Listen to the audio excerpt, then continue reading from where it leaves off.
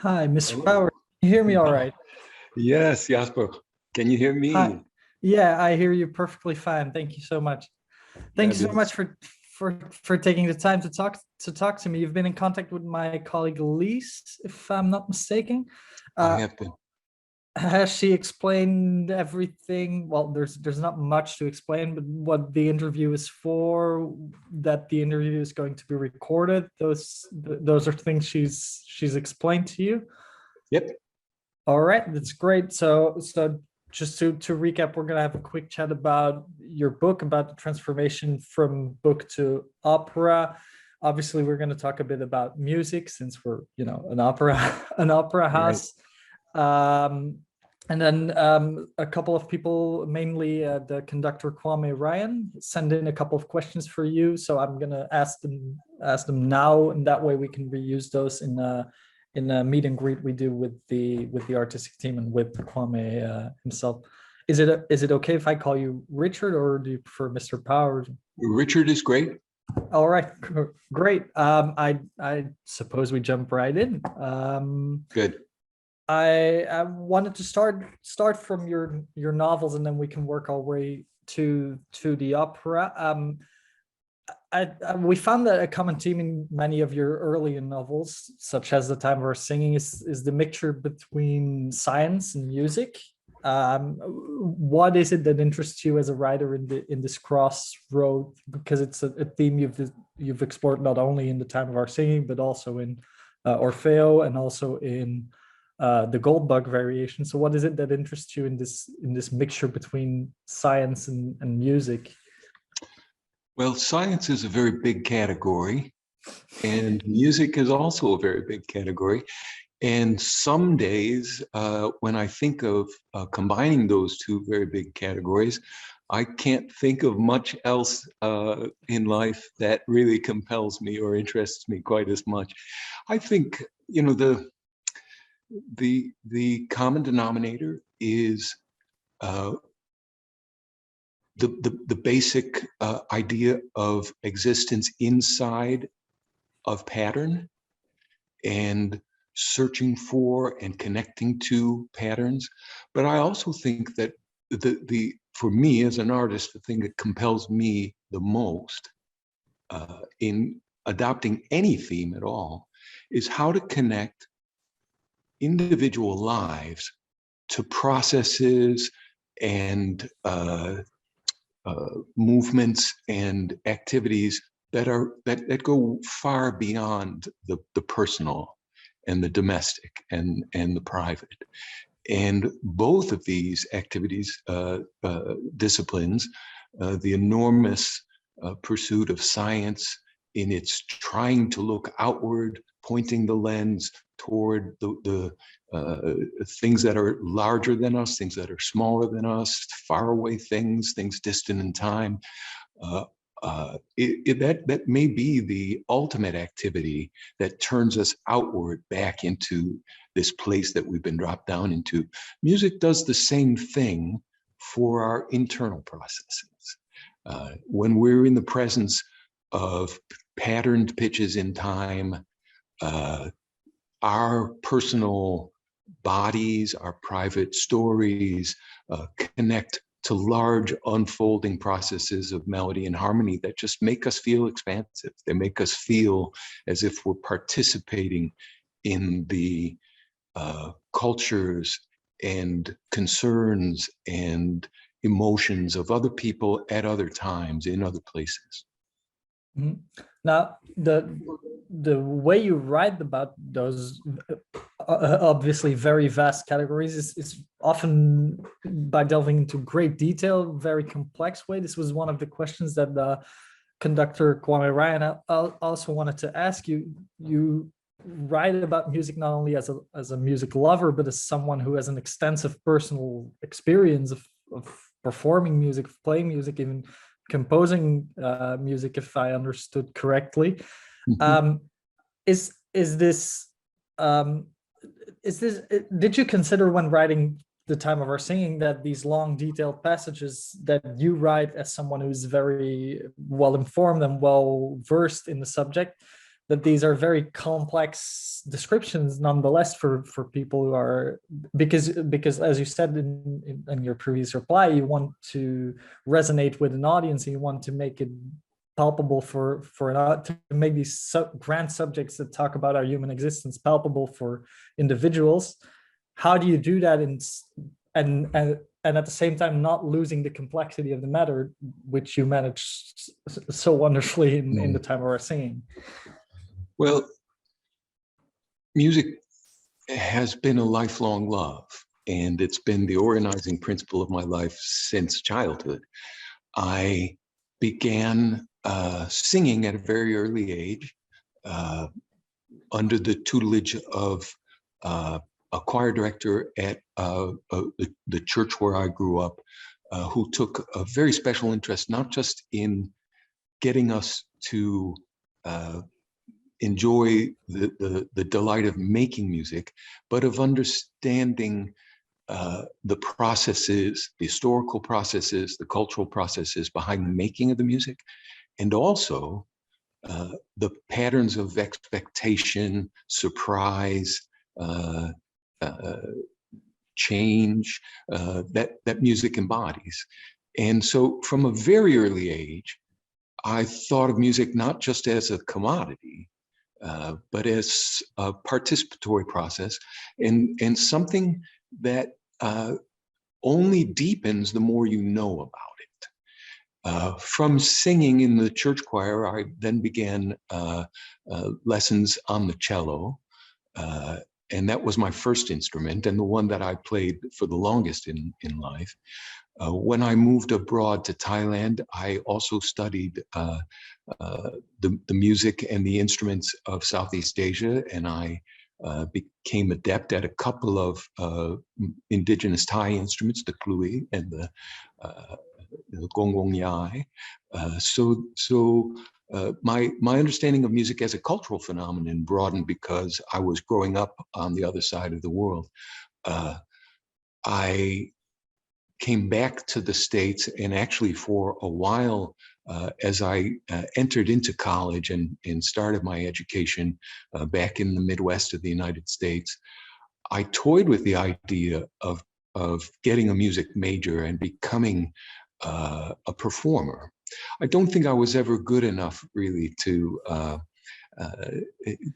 have been a successful, first-rate performer, but I became very interested in composition and in theory and in writing my own music. And so when it came time to working on Time of Our Singing, I mean, the glorious thing about writing a book is it allows you to pursue all these careers that you actually didn't follow in your life. And so for several years as I was writing this book, it was just the most pleasurable way imaginable of following that road not taken, of for a while trying to see what it would feel to have given my life to music and to create these characters, some of whom are in the thick of making music, some of whom actually put their lives on hold, their musical lives on hold, in order to follow a different trajectory.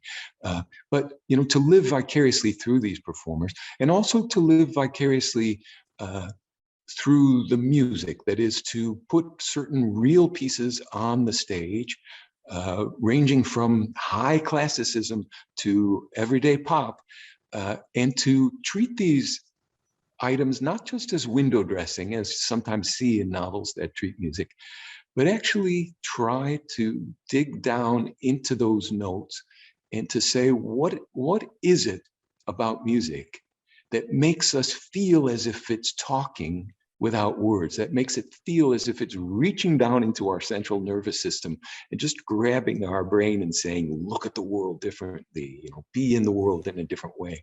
And I know that putting that amount of technical information into a novel, stopping the flow of the story and taking apart a piece in an analytical way, isn't for every reader. But I was amazed at the number of people who have contacted me over the years. Now it's been 18 years since the book was published, who have said, I started to listen to music more actively, more analytically, more personally, more emotionally, because of having to stop and hear what it is that you were hearing, or that the characters inside the story were hearing. A lot of people listen to music for sonority first, or for rhythm first. There are all kinds of things that are happening in music in terms of concurrent, simultaneous, different kinds of codes. And to make yourself as open as possible to the full impact of a musical piece requires moving around and attaching yourself in ways that you wouldn't necessarily spontaneously, to learn what chord traditionally over the period of a century or more would be expected to follow a certain sequence. All of that sounds very technical, and a lot of people are suspicious of applying thinking or technical understanding to something that's so obviously emotive and effective. For me, there is nothing that I could learn or think or try to find in a piece of music that wouldn't further enhance the emotional impact of that music. This hearing you talk about it reminds me of a book I read by conductor Aaron Copland, How to Listen to Music, who wrote a book just about what you're explaining now, that yes, you can understand a piece of music just by listening to it and reacting viscerally to it, but the more you delve into it, if you understand the harmony, if you understand the rhythmic story he's trying to tell, these are all layers of the same piece, and the more you dive into it and the more you understand of it, the deeper your understanding of the music, which isn't to say that just your visceral reaction isn't worth anything. I wanted to circle back to what we said, of course, the vast teams of science and music, but these are two themes that recently have come under a lot of scrutiny. I think your first books date back to the 1990s. Time Our Singing is 12 years old. It's more than that, I think. I think Time of Our Singing was published in 2003. Yeah, 2003, not 2013. Yeah. Sorry. No. But these days, just these fields, the science and music, have come under a lot of scrutiny. We've seen it just now with the COVID crisis, where people just don't want to believe what scientists are telling them anymore, or with flat Earth theories. At the same time, we're at a time where subsidies for cultural houses or for concert halls for orchestras keep on diminishing. In that way, I almost feel like even years and years ago, literature must be some form of activism or promotion of these fields to you. Is that would that be a correct statement, or would that be a correct, how do I say this in English? Is that a correct interpretation of why you wrote those books, or a part of the interpretation? I think most works of art have some activist component to them, whether they wear it overtly or covertly. They are trying to say who we are, where we find ourselves in the world, what's gone wrong with us, what's gone wrong with our time, and what is right. And in identifying those values and in deploying them in a narrative and in playing out values against each other in the narrative, most books are actually making evaluations and taking sides in a political or a social way. It's usually considered good taste for the artist not to make their position known too explicitly, but to let it play out through the drama of their characters. I will say this about the political nature of this book and the timeliness of the book. We've mentioned that the book is almost 2 decades old. And it itself talks about race relations in the United States over the period of several decades, and exploring the way in which the still suppressed, still unsolved crisis of race in the United States continues to erupt and return in a violent or in a turbulent way at regular intervals. When I first spoke with Christophe, and when we began toying with this idea of allowing the book to be adapted for an opera, I wondered how well that story from 2003 would carry forward into the years. And I have to say, the recent events in the United States have made the questions of the book more timely and more urgent than ever.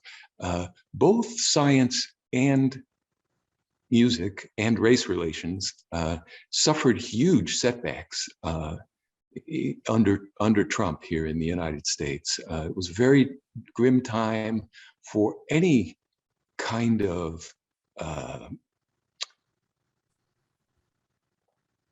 consensual, society-wide look at how we need to think about ourselves, what we need in order to solve these long-standing entrenched crises between different ethnic and racial groups. And in fact, you see over that period of time the resurgence of massive demonstrations and violence and confrontation, racially charged confrontation, in a way that had actually been dormant for a while after the publication of my book. So here we are back again at another moment that the book itself had treated, the almost Rondo-like way in which racial confrontation, racial violence, racial turbulence resurfaces in American society.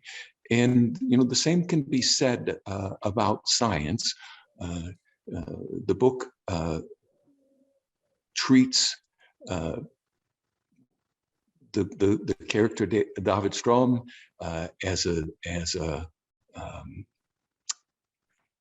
kind of emblem, as it were, for a person who takes a scientific view of the world and who's baffled by the failure of that rational, systematic, scientific view to actually be of much use to his family or his children. And the crisis of community consensus in the Trump years with regard to race was equally turbulent and disturbing with regard to whether or not we could use rational scientific consensus to improve the lots of humanity, or as played out rather dramatically in several circumstances during the 4 years of Trump, people decided to take facts into their own hands and refute rationality and consensual empirical science, and instead set out on belief systems powered by will alone. So yes, I was very sad that COVID delayed the premiere of the opera, which I think was originally slated for last year. Yeah.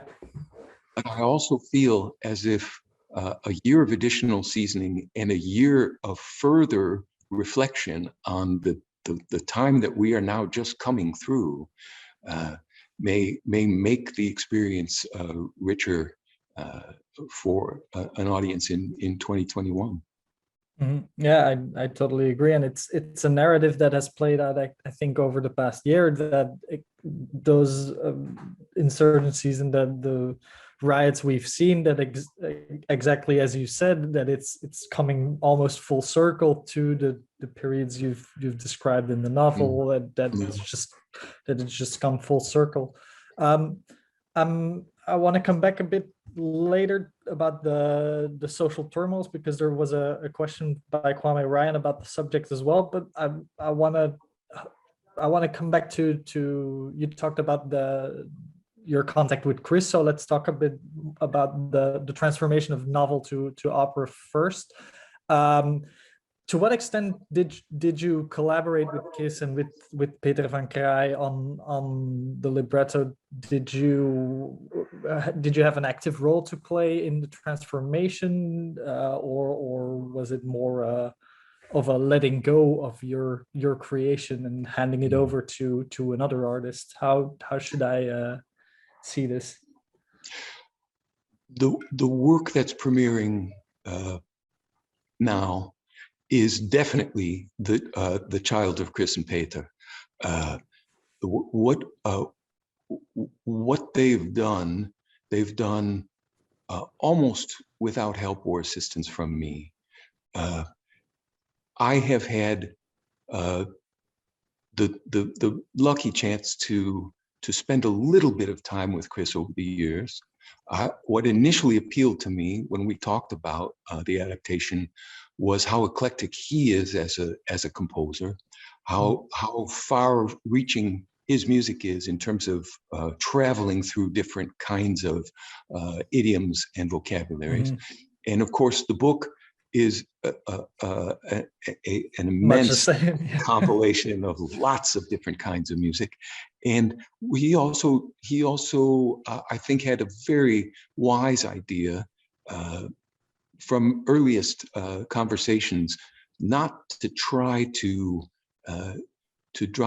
dramatize through music the entire story. It is a very long and sprawling book, and not to try to make a pastiche score that quoted in a kind of kitschy way various pieces of music that are mentioned in the book, but rather to use idiom and vocabulary and style to create through allusion rather than through direct quotation, the sense of the convergences that are at the heart of the story. With regard to the libretto, I saw a very early short version of Peter's work. I really did believe that this would be a more dynamic and a more successful work of art if I took a very distant back seat, having made my contribution early on and said, this is me, this is an American in midlife telling a long story over decades about my country. And I now need to pass this along to two Europeans who are really at the height of their powers, who can take this work and add a completely fresh and new perspective to it, so that we have a kind of synthesis of cultures and time periods and perspectives that is very much in keeping with the grand synthetic narrative of the book. Yeah, of course. Yes, this idea that no music is farther away than first cousins by incest. And this idea that as different as our cultures are, as different as the time of the creation of the book is from the present, that somehow between the three of us, there's going to be a new thing, a new time, a new singing, and a new venue for that unfolding. Chris uses the word polyphony a lot, not in a, well, of course, also in a literal musical way, but polyphony in the sense that there's a lot of voices coming together. It's something that you clearly did in your book. It's something that he's clearly trying to do in the opera. And by combining those two, again, it's adding layer upon layer of voices, of points of view to the story, I think. Yes, and the book itself was born in that spirit. The book itself is a highly polyphonic novel. In many, many ways. I mean, as the story progresses, you're jumping back and forth between past and present. You're circling around places and the things that have happened to that place and the things that will happen to that place in the future. And you're also changing perspective throughout the course of the book, and you're overlaying all these textures. And the book is treating pieces of music that are the farthest thing from purebred, right? I mean, the book itself is saying there is no purebred person, there is no purebred art. Everything is playing off of everything else and creating these wild and changing kaleidoscopic hybrids. Mhm. Yeah, one of the most beautiful sentences in the book to me is when Delia says to her father, everybody's we're always in between, everybody's halfway. That just Yeah, says it all, I think. yeah, Now, from what I come to understand here, the letting go of your own story and handing it over to other artists, that seems to come quite natural, maybe not naturally, but rather easily to you, in at least in this context. But from what I've heard you in previous interviews, you talk a lot about the musicality of your sentences and about the composition of your text, and that you even record passages of your writing to hear it spoken out loud. That's obviously a part. The recitative is it's something that's lost right. when you put it in writing. But now, has Chris had you listened to some piece of music yet, or not yet? I saw bits of score. I've not heard any recording. Oh, okay. Because I was wondering, now that a composer, and of course also librettist, but now that a composer is having a go at this text that you have, for which you have a very unique composition in your head, I was gonna ask, does the score of Chris not collide, but does it align with what Chris would? Does your composition in your head align with what Chris has in his head, or is that too early to tell? Well, it's a great question, but the answer will always be, of course it collides, right? But that's not a bad thing. In other words, even the audiobook, which is nothing more than a voice actor reading my own words out loud, collides with the voice that I had internally in my head when I wrote it, when I sub-vocalized it and imagined the character speaking or the narrator narrating. So yes, the act of transforming is always going to be a transformation, a radical alteration of the original sonority, the original prosody, the original acoustic phenomenon inside the writer's head. But that's marvelous. I mean, that again is in the spirit of this book, which says every performance of a piece of music is a reconceptualization, a reinterpretation. It is not some kind of strange, slavish attempt to resurrect the original intention of the composer. We can't get back there from here, right? So we move forward, the music keeps changing. Every note changes the notes that have come before in the melody. Why not in the history of the piece as well? What Chris and Peter and the performers do with this work in September in Brussels is going to change what a reader will do with the book if they pick it up and read it now, 20 years on. And that is the only way that art can live.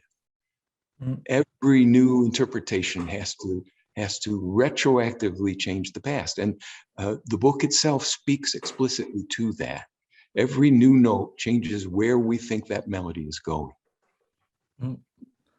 And then, since your craft as a writer, of course, is taking these ideas that you maybe hear in your head, and then confining them to a written form, to a novel, to a text, does the fact that you think about it so musically and so I would say you also write very imaginative. Does that not invite you to explore other forms of writing, or to mix your writing? Because this time, for an opera, for like the time we were singing, you hand off a text of your own to an opera maker, to a composer. But the fact that you, from your own craft, are already very very musically, write very vividly, does that invite you to explore other types of writing, or does the written form never constrain you as a writer? I have collaborated with other artists, and we have produced performance pieces that have a verbal component to them, but are worked into musical textures. And I've always really felt expanded by that. I mean, the glory of writing, as I said, is this sort of blank slate for taking on other lives, taking on other perspectives, and taking on other ways of seeing and hearing and sensing the world. The downside of writing is that you sit in the back room by yourself for years and years and years, you know, and you never see anything except that page. And it's, you know, I know that right now the performers and you know, the orchestra and the singers and the conductor are under a lot of stress. And there may be objects flying across the rehearsal space from time to time as the premiere approaches, but they have each other. And they do gain, they play off each other's strengths. And they do gain wisdom and power and insight from the stereoscopic sharing, the communal reciprocity of making a work together. That's what I, as a writer, most envy with you know, with all people who make their living through music. That sense of always being inside a community, for better or for worse. Yeah. Yeah, the life of a writer is a solitary one. It is, sadly, yeah. I Yeah. mean, there is the act of imaginative connection with people, and then when the book is done and you're traveling around and, you know, doing readings and so forth, you get a little sense of audience, but not that sense that's happening right now with the creation of this opera, where under fire, people are making something that doesn't belong to any one of them. You know, it really is a trust held in common. And I think writing is a less simultaneous type of art form. It's That's not right. not as experienced, or not simultaneously experienced, like opera, like music, like theater. That's right. But maybe what I wanted to delve a little bit deeper into was the fact that, and of course it's a difficult question to ask a writer, but if since your sentences are very musical, and I can tell from previous interviews that you look for these performative ways to you know, perform a text, are there constraints to what language can tell them, or is that the challenge that every author faces, to make everything, you know, to tell everything, or Yeah. to find the words to tell everything? Yeah. No, it's there are enormous constraints in any medium that you choose. But I think the lesson of creation sometimes is that the constraint is also the potential. When you know, when you think of the Goldberg variations, right? Which is one of the consummate works of Western composed music. It gets its power from the fact that it is constrained to a very, very simple pattern of a very few notes. And this entire massive, you know, catalog of music is spun out of nothing, So I don't mind constraints, you know, Yeah. and the ingenuity that we as artists throw at the boundaries and the limitations of the constraint is where the magic happens, right? The thing that I long for, or I miss, when I think about composing music versus composing writing, is that writing always is chained to the semantics, the overt specific semantics that are supposedly contained in a word. And the same is true in tonal music to some extent, but a pure pitch, we have no idea what that's trying to say, right? And and the freedom of building with something that's so open-ended and so open to reinterpretation and revitalizing is really lovely. And you know, I have spoken with composers and I've told them how much I envy the fact that when they write music, they are also saying through their contexts and their choices what that music may or may not be aspiring to articulate. Mm-hmm. And sometimes composers will say back to me, what we envy is how powerful and expressive that even with the legacy constraint, the semantics encased in words can be. And what's lovely about opera when it works is it's got a foot in both of those worlds, right? It can travel freely between the very literalized, the very semantically bound, and the very narratively constrained world of writing, of words, of speech. But it can also go into this other place, mm-hmm. Music as a pure phenomenon, as the language of the central nervous system, right? Mm-hmm. And maybe opera composers and librettists, as pairs anyway, have the best of both worlds. Mm-hmm. That's why Wagner called it Gesamtkunstwerk, of course. Right. Total art. Yep. Well, but like you said, it has to work because you need a damn good pair who can have this. In both places. And look, you also need incredible art directors and scene makers and performers. You're at the mercy of a lot of people. So, the flip side, the great virtue of writing. I lamented the solitude and the constraint of creating by yourself. The flip side is you're not at the mercy of any other people either, right? In a work that it is a community, right? It's going to live or die by the total commitment community. Mm-hmm. In a book, every decision you make is yours to make, but is also yours to take. Well put. Yeah, well put. Yep. I said earlier I wanted to circle back a bit more to the social turmoil you describe in the book. It's one of the questions that the conductor also wanted to ask.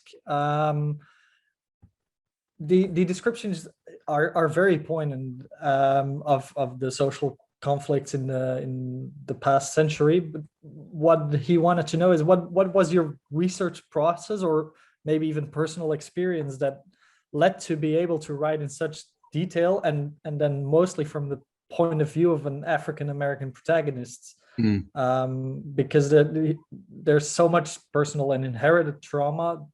How do you, as a white writer, inhabit these characters and go into such research and in such detail to write from their point of or to be able to write from their point of view?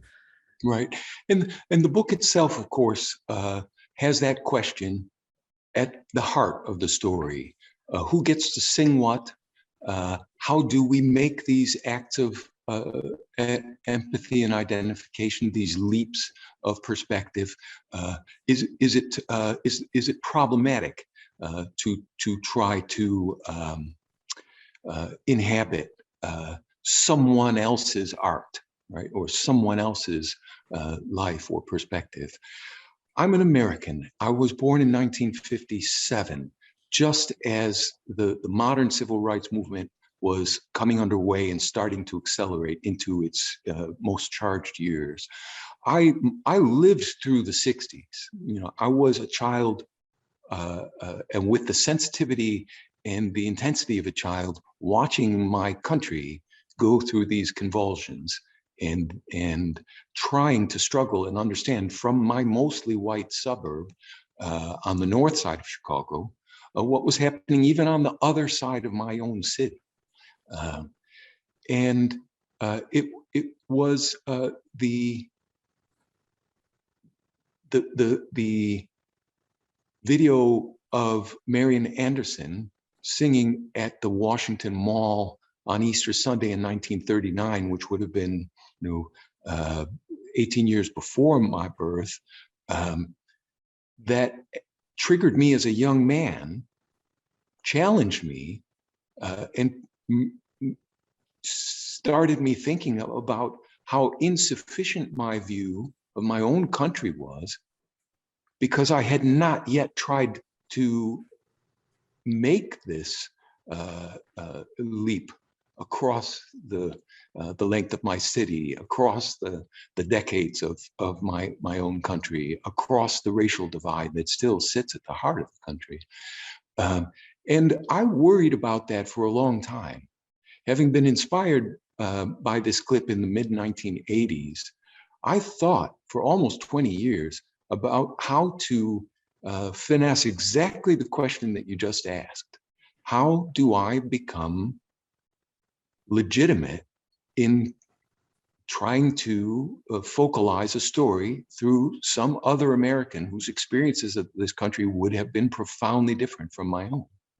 And it wasn't until I came upon this idea of having a mixed race family that were basically raised in the white cultural milieu, but identified externally as Black, and who begin to identify personally as Blacks as the crises in the country force them into more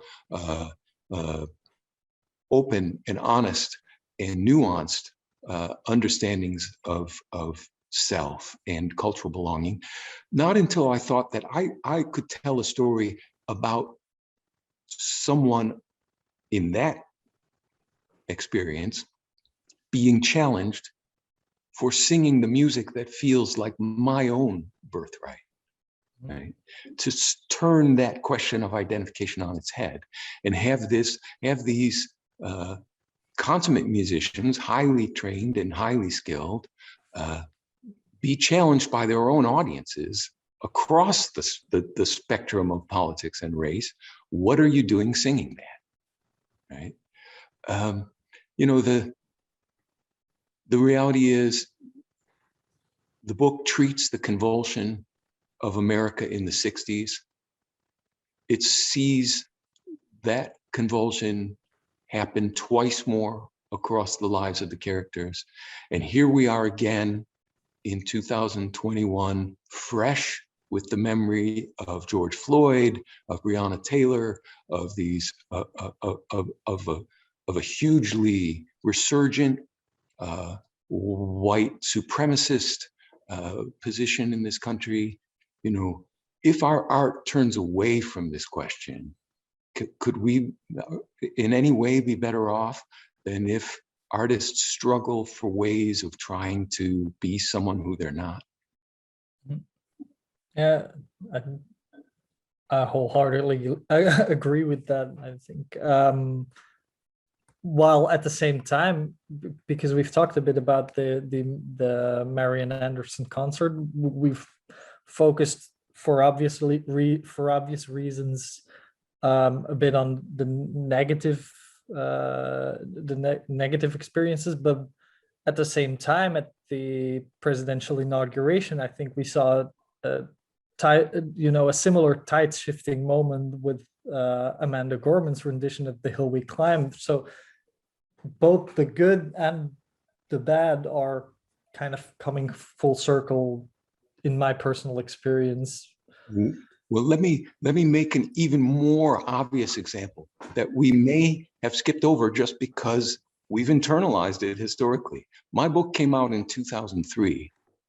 If you had told me that 5 years later, if you had raised in my head the possibility of an African American being president of the United States, I would have said you're dreaming. And yet we lived through that. Mm-hmm. But then again, after that we had, you know, probably the worst, most, so it's all these, you know, flows of time and history, I think, indeed, and And that's why it's a go on. great subject for an opera, right? Because there are no victories without defeats, and there are no defeats without some strange silver lining. And that's, you know, that's the goal of art somehow, to show that there, you know, that the glories and the tragedies of what we do together as cultures, as societies, have to be told as a single story. Mhm. I have two more questions to round this off, and I think I took then I took enough of your time already, I think. One is about, you know, the narrative you use in The Time of Our Singing. It's very crisscross. It's not at all a chronological novel. It goes crisscross through times, through eras. In the libretto, they opted for a more chronological retelling. Now, obviously, time is one of the main subjects of The Time of Our Singing.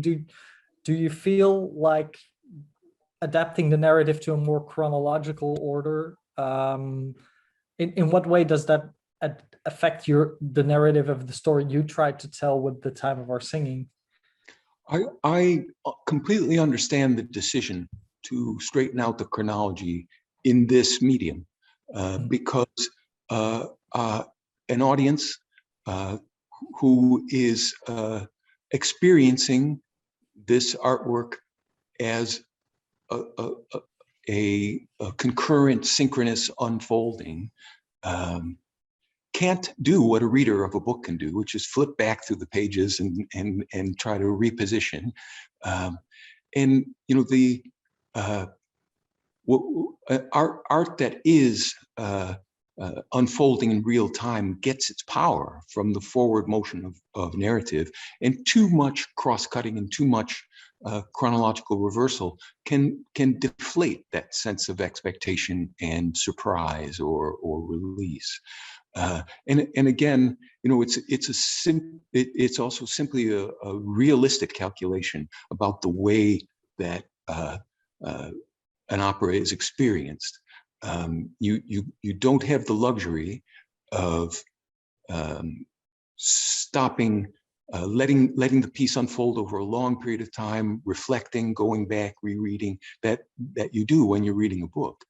That said, I think that the decision to comb out or to simplify the chronology of the narrative probably gave Chris and Peter more freedom to explore other kinds of juxtapositions, other kinds of polyphony in and among the characters and their concerns. Mm.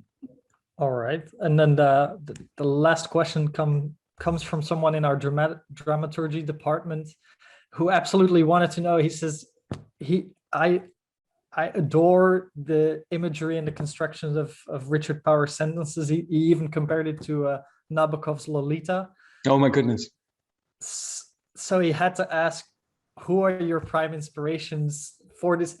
Maybe not as an author, but for the mere act of constructing the sentences, or maybe not prime inspirations, but points of reference. When we talk specifically about this sentence construction. Well, I'll tell you one name that jumps out for me, and it might be a little surprising, but it's Marcel Proust. And not because I think I try to build my sentences the way that Proust builds his sentences. You know, that's not the kind of influence that I'm talking about. But reading Proust made me realize that a sentence isn't about something. It is participating in the rhythm and the sonority and the pitch and the expectation and the unfolding over time that it tries to inhabit or embody. And reading Proust made me realize that's your instrument. That's your musical instrument. And it could be, the sentence could be 2 words long. It could, as it sometimes does in Proust, go over 2 pages or more, right? He simply made me think, you have to take seriously the music that's hiding inside the prosody of a sentence, and you have to try to build the syntax and the sonority of all of the elements in the sentence in order to produce in the reader the emotional state that the seer or the speaker is in when that sentence is uttered. Mhm. And just like you, Proust only needs a Madeleine cookie to somersault through decades and times. All right, Yes. Richard, I want to thank you so much for your time. I've asked all I need to know.